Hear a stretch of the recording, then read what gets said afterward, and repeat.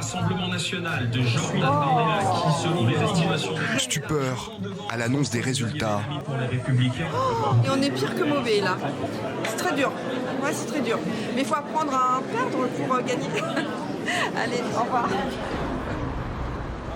Pourtant, 2 heures plus tôt, l'optimisme régnait encore au siège des Républicains. Une soirée capitale pour vous? Je vous le dirai tout à l'heure. Mais vous avez fini. Je vous le dirai tout à l'heure. Vous avez le sourire? Écoutez, on verra bien. Aujourd'hui, on atteint les résultats. Il y a quelques sondages sortis des urnes qui nous donnent pour le moment 3e. De toute façon, nous sommes la première force d'opposition parlementaire et des élus locaux.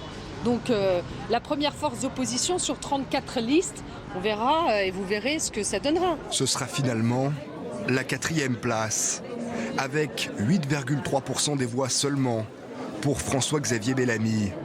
Une défaite historique pour la droite. Je suis déçue forcément.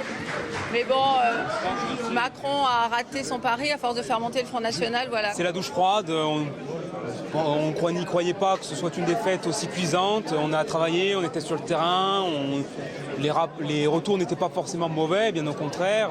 C'est pire que ce que j'imaginais. Vous attendiez à ça, un tel score? Non, sincèrement non. On a eu un peu l'illusion des meetings très remplis, des tractages bien perçus. Mais visiblement, c'est pas ce qui a compté ce soir. François-Xavier Bellamy, qui a obtenu le pire score de la droite à une élection nationale, est malgré tout acclamé par les militants présents hier soir. Je savais que la tâche serait très difficile. Si je l'ai acceptée, c'était pour tenter de contribuer, autant que je le pouvais, à refonder une proposition politique qui puisse susciter de nouveau la confiance des Français. La droite traverse une crise profonde. Tout est à reconstruire.